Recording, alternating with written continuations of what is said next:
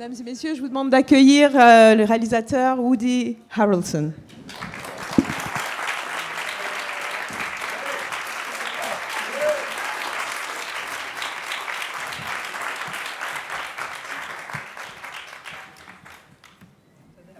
Bonjour.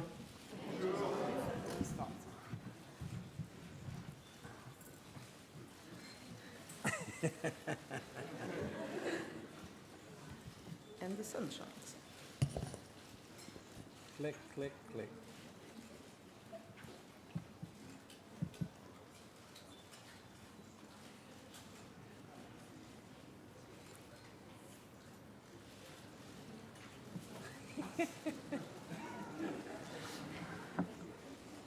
C'est bon?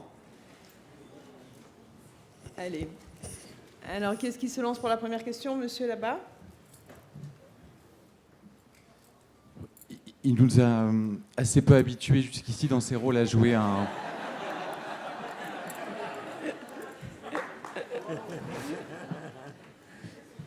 Il nous a assez peu habitués jusqu'ici dans ses rôles à jouer un chef de famille, donc là même si c'est une famille un peu particulière. Voilà, ce serait savoir ce qui l'a intéressé dans cette histoire et comment il a appréhendé le travail avec des enfants, jouer avec des enfants. Well, actually, we're not used to seeing you in the character playing the head of a family, even if this one is quite a peculiar one. Why were you interested in the character, and how did you work with the children?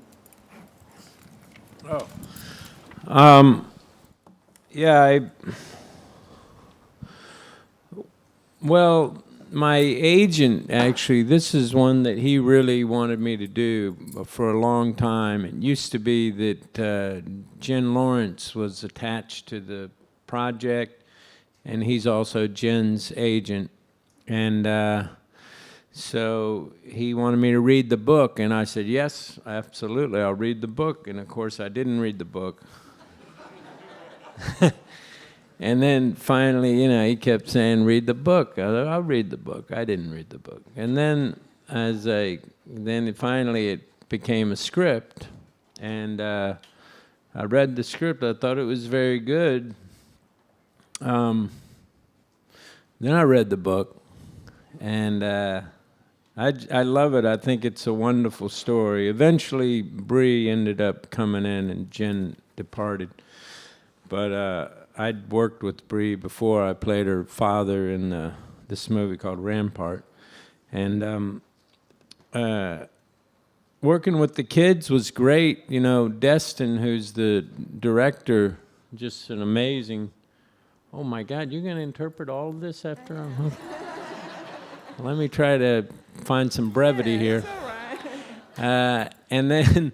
Destin really encouraged us to have a lot of events and activities with the kids, and we did it wasn't like a chore. It was great. They were really fun and really talented, and I think because we all got to know each other really well, it became much more like a family, and with a misfit father, and yeah, so that when we came to shoot it, it really did feel very natural. Okay. Bonne chance. Thank you. En fait, mon agent voulait absolument que je fasse ce projet depuis très longtemps. Et Jim Morris y tenait beaucoup. Et puis, c'est aussi l'agent de Jane. Et du coup, il me disait, mais il faut que tu lises le livre. Alors je disais, oui, bien sûr. Et puis je ne le lisais pas. Et il a insisté, il dit, mais je t'assure, il faut que tu lises ce livre. Et je disais oui. Et puis bon, je n'avais toujours pas lu le livre. Et enfin, c'est devenu un scénario à un moment donné. Donc là, j'ai lu le scénario. Je trouvais qu'il était très bon. Et suite à ça, j'ai quand même lu le livre. Et je dois dire que c'est vraiment une histoire magnifique. Et puis, travailler avec Bree et Jane, c'était vraiment bien. J'avais déjà travaillé avec Bree, j'avais joué son père dans un film qui s'appelle Rampart. Et puis, alors, pour les enfants, ça a été vraiment super parce que Destin, donc le réalisateur, nous a beaucoup encouragés à faire des choses avec eux, à avoir des activités avec eux. Et c'était pas du tout une corvée, au contraire. C'était plutôt sympa. Et en plus, ce sont des enfants bourrés de talent. Donc au fur et à mesure, on a appris à se connaître, on est devenu une sorte de famille, vraiment, une famille avec un père comme ça, un peu à côté, quoi, un peu marginal. Et du coup, lorsqu'on a commencé le tournage, ça s'est passé de manière très naturelle, quoi, c'était très fluide.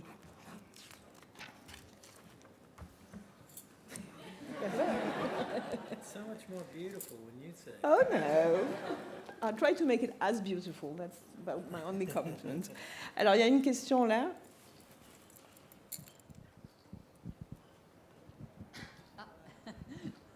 Bonjour. Alors, moi, j'aimerais demander à Woody. Bonjour, Woody. J'aimerais vous demander, après toute cette carrière éblouissante aux États-Unis, cette carrière internationale, est-ce que vous auriez envie de tenter le coup de tourner dans un film d'auteur chez nous? Chez nous en Europe ou En France. En France. So I'd like to ask, after such an incredible career you've had so far in the US and on the international scene, would you be ready now to turn to an author in France and shoot with a French author, filmmaker? Yes, I would love to. I'd love to work with Michelle. As a Yeah. Vinicius? Huh? You mean, You're talking about you're working with the French director. yeah, but not a commercial filmmaker, a real R&A of Oh, Michelle doesn't count as Oh, yes, it does, artist. obviously. Jeez. No, I just wanted to Oh, make you speak. and I like Jacques Audiard. I think he's amazing. I never know how to say his last name, but yes. Love that idea. I'm thinking with the way things are going in my country to just move here and live by the seaside. And, you know, now that Gerard Depardieu has gone to Russia, I could come in here.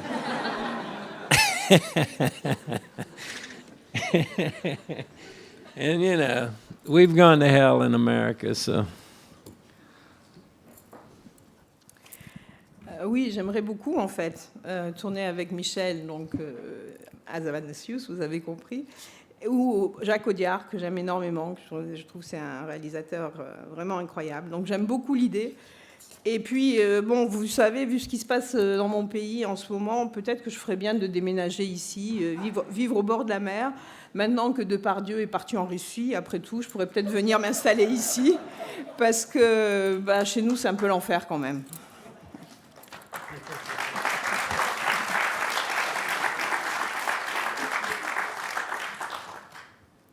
Alors, une question, la dame en rouge, là, au bord, et puis, ah oui, il y aura un monsieur tout à fait au fond, je ne vous oublie pas. Bonjour, j'ai deux petites questions. La première, est-ce que Deauville vous rend hommage? Est-ce que vous avez choisi les films qui sont présentés cette semaine, les films de votre carrière? Et la deuxième question, c'est anecdotique. Est-ce que c'est plus difficile de combattre l'alcool ou les singes?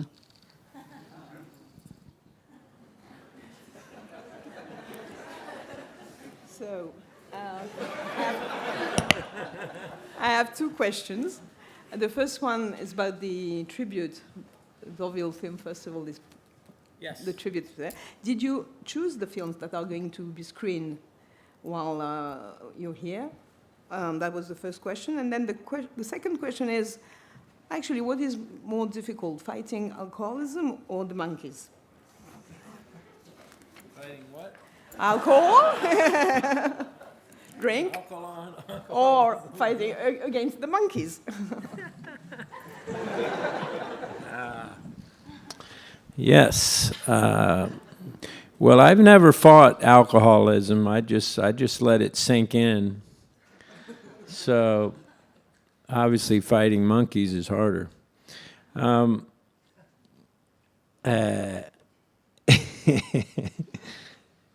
And then what was the other part? If you chose the films that are going to be screened, your films that are going to be screened. Oh, you mean the ones in the tribute reel? No, I didn't. They put that together. But the movie that, oh, you guys maybe saw the movie, or I don't know if you saw Glass Castle yet. Did they see it? Est-ce que vous avez vu Oh. le Château de Verre déjà. Yeah. Oh, you haven't seen it. So some people haven't seen it. But maybe you'll see it tonight. Come along. And I'm doing that. My friend Victor here is distributing that movie, and we're hoping you guys like it. You need a ticket. And Victor will help you with that, too. Just see Victor right after. You haven't seen it. Okay, Victor.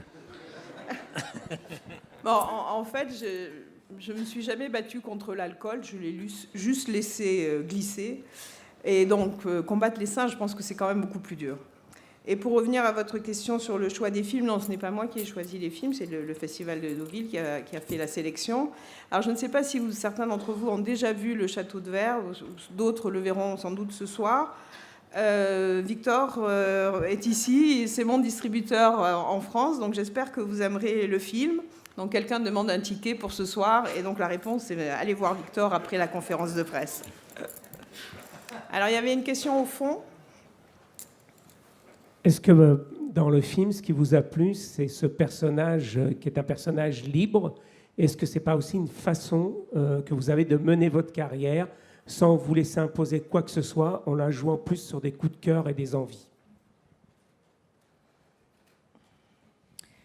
So, the character you're playing in the Glass Castle is really a free person, a free man. And is it what attracted you to the character? Because in a way, the way you pursue your career is also in a very free way, away from pressure, and you don't let anybody impose anything on you. You just seem to choose the films you want to make. So is this the connection? Yeah, I feel pretty free in that regard. I don't ever do movies for money. You know, I think years ago I did do one that I thought, that's a lot of money, and I wished I hadn't done that. So I've never done that since.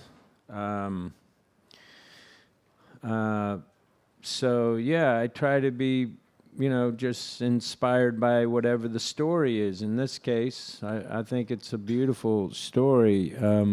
Amazing. I don't know any of you who read the book, The Glass Castle. It's just such an amazing story, and anybody who has a, you know, particularly who's a father or who's a daughter or something can probably relate to it. But I think almost most people tend to have some kind of connection to it. You know, the people I know who've seen it, they seem very inspired by some aspect of the story. But yeah, the second part, yeah, just try to be pretty free with my choices as long as it's the story has heart.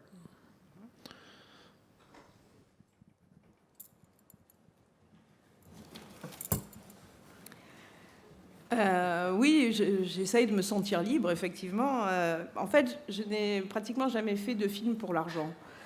J'en ai fait un une fois, parce que je trouvais que c'était une somme quand même considérable. Et après, j'aurais préféré ne pas l'avoir fait, quoi. Et du coup, depuis, je n'ai jamais commis à nouveau cette erreur.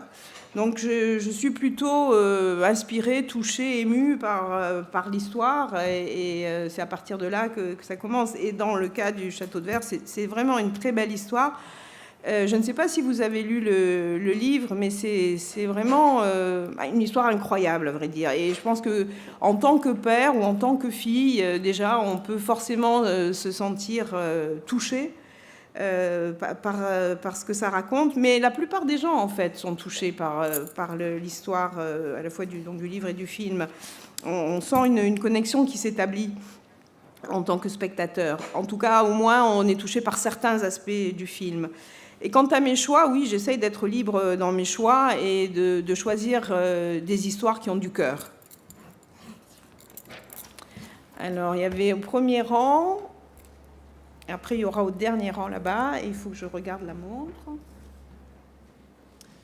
Bonjour. On aura 2 questions. Je voulais savoir, dans sa longue filmographie, quels étaient les films qui avaient compté le plus pour lui? Et je voulais savoir s'il avait un projet pour retourner à la télévision. Dans une série. So, among the many films you've made, is there one or a couple that you really like or prefer? And do you have any project to go back to television?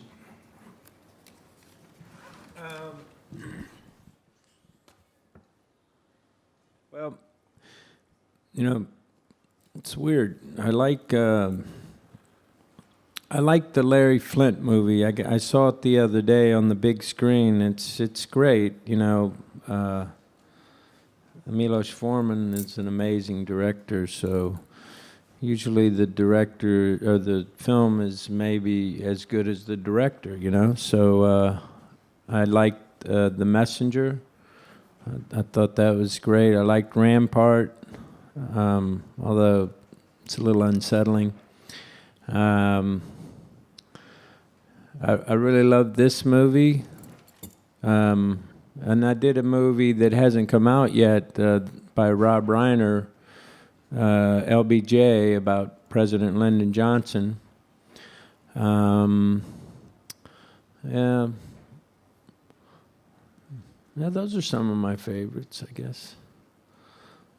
It's hard, you know, it's hard to compare them, you know. They're very different.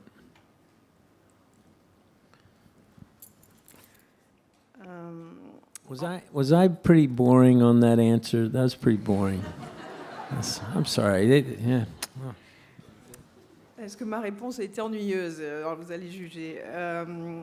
Alors, parmi les films dans ma propre filmographie auxquels je tiens, il y a Larry Flint, que j'ai revu sur grand écran récemment, et c'est quand même un film assez incroyable. Bon, Milos Forman, c'est un grand réalisateur, et évidemment, la qualité d'un film est au niveau, en général, de la qualité du réalisateur. J'aime aussi beaucoup The Messenger, et puis Rampart, qui est une histoire peut-être un peu troublante. J'aime aussi beaucoup le dernier film, là, le Château de Verre. Et puis il y a un film qui n'est pas encore sorti, qui est une histoire qui s'appelle LBJ en français. Donc c'est l'histoire du président Lyndon Johnson. Mais tout ça, évidemment, c'est difficile de faire des comparaisons parce que ce sont des films très, très différents. Bon, alors, est-ce que c'était une réponse ennuyeuse? You see, it wasn't too boring.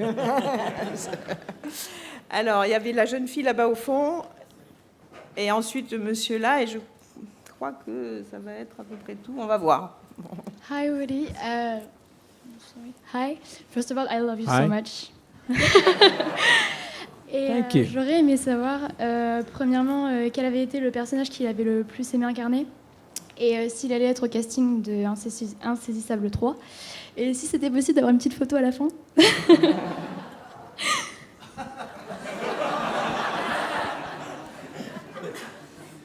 So, actually, there are three questions. What is the character you enjoyed playing most in your films? Then, is there any project about Let Me Know 3? About what? Let Me Know, is it the title in English? Now You See Me, pardon. Oh. 3. And would it be possible to have a picture at the end? Yes.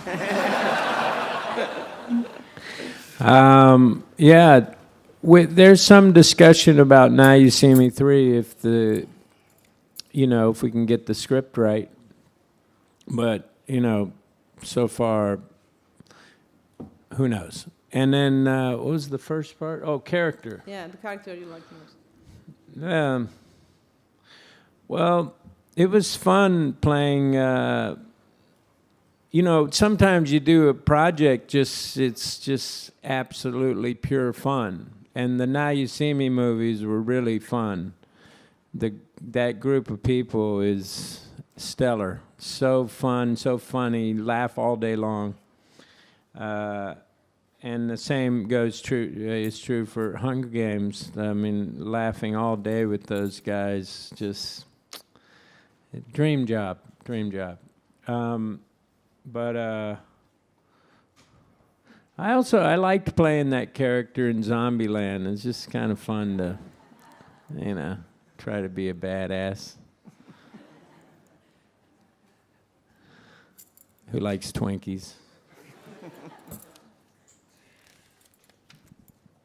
Alors oui, on parle effectivement de faire Insaisissable 3, mais bon, il faudra que le scénario aboutisse. Pour l'instant, on n'en sait rien. Tout ça est dans l'air.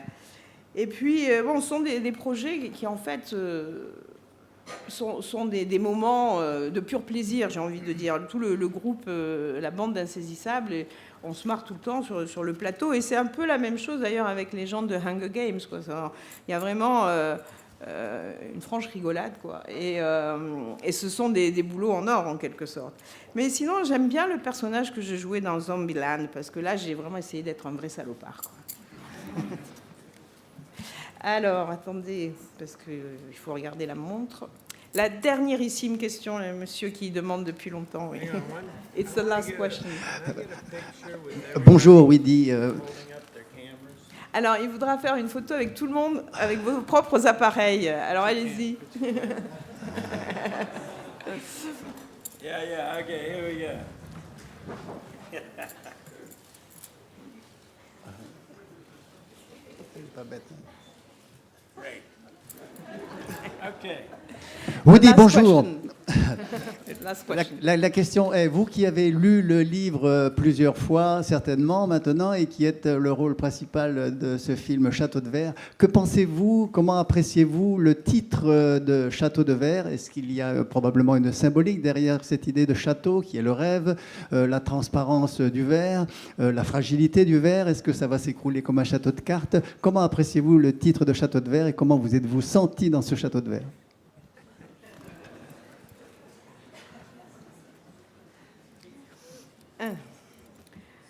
Well, I guess since you read the book and maybe you read it a few times, and now you play the main character in the film, how do you feel about the title and the possible symbolism behind the title? First of all, the idea of a castle, which is like a dream maybe, and then the idea of glass, transparency, but at the same time glass is very fragile, so is it going to crumble down like a play of cards?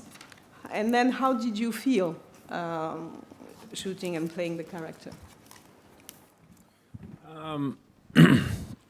Well, I mean, I think the title is interesting because it is a glass castle seems like some kind of, ephemeral, dreamlike thing that in this case never does get made. I hadn't thought about some of the symbolism that you considered, which I like. I like your ideas. I like playing Rex. He's a very interesting guy, a damaged guy, to be sure. But, he cares about his children, although sometimes he's not a good father. And he really, doesn't want them to get conditioned in society the way, most people get conditioned. Doesn't want the standard schooling. That kind of thing I relate to.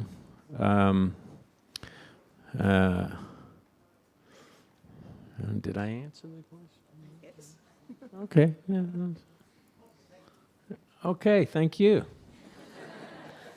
Alors à propos du titre, ce château de verre, évidemment, ça a quelque chose du rêve, et un rêve qui ne deviendra jamais réalité. Alors j'avoue que je n'avais pas pensé à toutes les idées que vous évoquez en termes de symboles ou de symbolique. J'aime bien les idées que vous avez avancées à ce propos. Quant au personnage de Rex, je dirais que c'est un personnage qui est à la fois intéressant et visiblement c'est quelqu'un d'assez cabossé par la vie. Il aime ses enfants, même si ce n'est pas toujours un bon père. C'est quelqu'un qui ne veut pas entrer dans le moule de la société, qui choisit de leur donner une éducation qui n'est pas l'éducation de l'école standard. Et tout ça, ce sont des choses qui me touchent et auxquelles je peux m'identifier jusqu'à un certain point. Est-ce que j'ai répondu à votre question?